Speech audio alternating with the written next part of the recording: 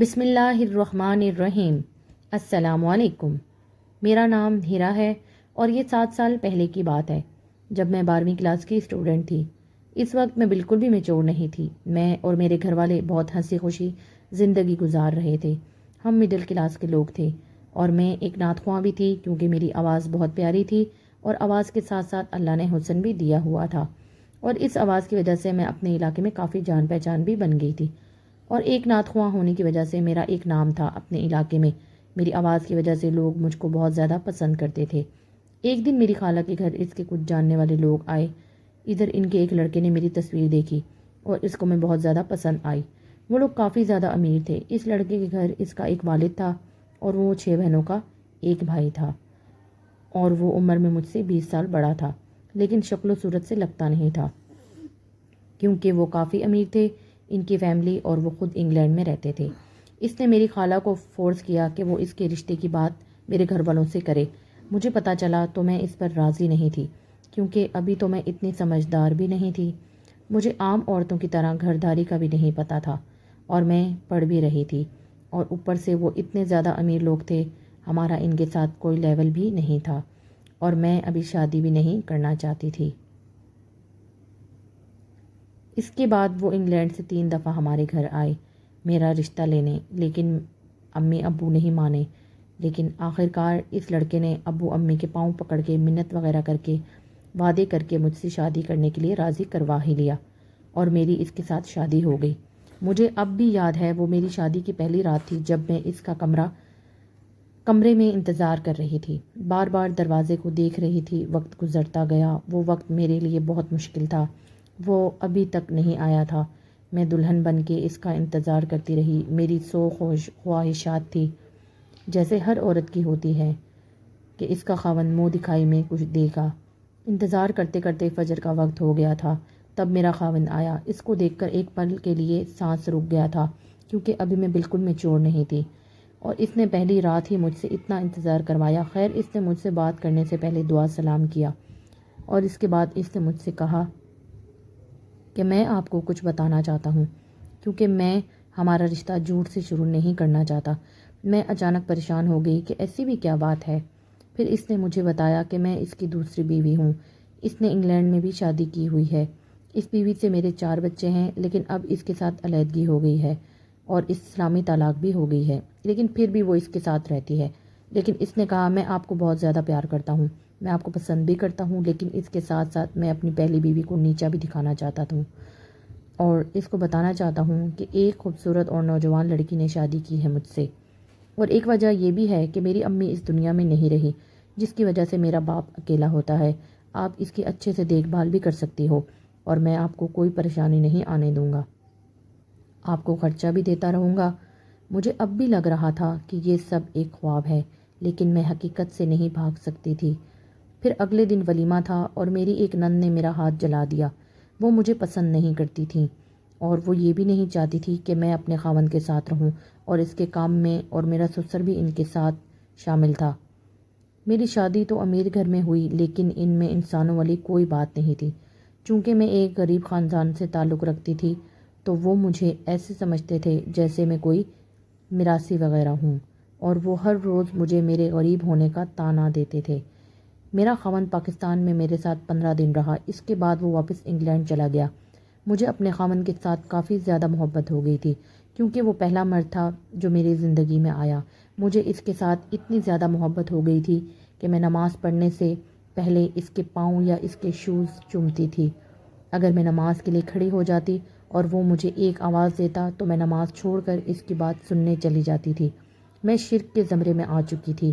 میں کہتی تھی میرے لیے اوپر میرا اللہ ہے اور نیچے میرے لیے میرا خاوند میرا خدا ہے۔ اگر مجھے معلوم ہوتا دروازے پہ وہ آئے ہیں تو نماز توڑ کے بھاگ پڑتی تھی، بعض اوقات بنا دوپٹے بنا جوتوں کہ اس کے لیے دروازہ کھولنے بھاگ جاتی تھی کہ وہ آئے ہیں۔ میں نے دادی کو کہتے سنا ہوا تھا کہ خاوند مجاز خدا ہوتا ہے، اور میں نے صحیح معنوں میں اسے نعوذ باللہ خدا مان لیا تھا۔ اس نے کبھی مجھ میں دلچسپی نہیں لی تھی، اور لینا چاہتا بھی تو اس کی بہنیں لینے ہی نہ دیتی تھی۔ جب وہ پاکستان میں نہیں تھا تو میں اس کے واش کیے ہوئے کپڑے دوبارہ دھوتی اور ان سے باتیں بھی کرتی۔ میں اس کے کپڑے شوز صاف کرتی رہتی تھی۔ میرے لیے ان سب چیزوں کا کمرے میں ہونا اس کی موجودگی کا ایک احساس تھا۔ پہلے تو وہ مجھ سے ہر اتوار میں بات کرتا تھا اور وہ دن میرے لیے خوشی کا دن ہوتا تھا۔ پھر آہستہ آہستہ رابطہ نہ ہونے کے برابر ہو گیا اور اس نے مجھ سے کہا تھا کہ والدین کے ساتھ رابطہ کم رکھنا، اور میرے لیے اس کا ہر حکم سر آنکھوں پر تھا۔ میں نے یہ سمجھ لیا کہ میرے لیے وہ مر گئے تاکہ میں رابطے کا دوبارہ سوچ بھی نہ سکوں۔ ان لوگوں نے نوکروں کی بھی چھٹی کروا دی تھی اور سارا کام مجھ سے کرواتے تھے۔ میں کبھی اتنا تھک جاتی تھی کہ پورا دن واش روم میں بے ہوش پڑی رہتی تھی، اور میں اتنا پریشان رہتی تھی کہ میں اس پریشانی کی وجہ سے بیمار ہو گئی۔ لیکن میرے سسر نے کہا کہ اگر آپ کو ڈاکٹر کے پاس لے کر گئے تو ہمارا خرچہ ہو جائے گا۔ وہ اتنے کنجوس تھے کہ ان لوگوں نے مجھے آم سے جوتے بھی نہیں لے کر دیے تھے۔ 8 ماہ گزر گئے مجھے، لیکن ہر وقت روتی رہتی تھی۔ وہاں پر میں اکیلی تھی، وہاں پر نہ میرا میکا، نہ میرا سسرال، اور نہ ہی میری کوئی سہیلی وغیرہ تھی۔ میں ہر وقت سہمی رہتی تھی۔ تو جب مجھے تکلیف ہوتی یا درد ہوتا تو میں قرآن پاک کو تفسیر کے ساتھ پڑھنا شروع کر دیتی تھی۔ میرا قرآن پاک کے ساتھ بہت زیادہ لگاؤ ہو گیا تھا۔ ساری رات روتی رہتی تھی اکیلے ہی۔ میری بیبی کی کہنے کو میں کروڑ پتی کی اکلوتی بہو تھی اور آدھی رات کو سوکھی بچی ہوئی روٹیوں کو گیلا کر کے کھاتی تھی۔ مجھے تو نوکروں کی طرح ٹھیک سے کھانا بھی وہاں نہ ملتا تھا۔ مجھے کمرے سے یہ کہہ کے نکال دیا جاتا تھا کہ میں کمرے میں جاؤں گی، پنکھا لگاؤں گی جس سے بجلی کا بل آئے گا۔ شدید گرمی کے موسم میں نے جاگرز پہن رکھے تھے، میرے پاس لیلن کا جوتا بھی نہ تھا، تو تب ان دنوں میں بہت زیادہ بیمار ہو گئی تھی۔ ڈاکٹرز نے بھی جواب دے دیا، تو تب میرے گھر والوں کو میرا پتہ چلا تو وہ آ کے مجھے لے گئے۔ اور رہی بات یہ کہ میں نے اپنے گھر والوں کو پہلے یہ سب کیوں نہیں بتایا تھا اور میرا پتہ کرنے کیوں نہیں آتے تھے، یا میں نے طلاق کیوں نہیں لی، تو ان کا جواب یہ ہے کہ میں ایک معزز خاندان سے تعلق رکھتی ہوں۔ ہم غریب لوگوں کو اپنی عزت بہت پیاری ہوتی ہے۔ میں طلاق سے بہت ڈرتی تھی کیونکہ میرے خاندان میں بدنامی ہو جاتی، لوگ سمجھتے کہ مجھ میں ہی کوئی عیب ہوگا جس کی وجہ سے مجھے طلاق ہو گئی۔ اور میرے ابو محنت مزدوری کرتے تھے اور میرا ایک چھوٹا بھائی تھا جو کبھی کبھی میرے پیچھے نہیں آیا۔ ان کو لگتا تھا کہ میں امیر گھر میں عیش و عشرت سے رہ رہی ہوں، اس لیے ان کو بھول گئی ہوں۔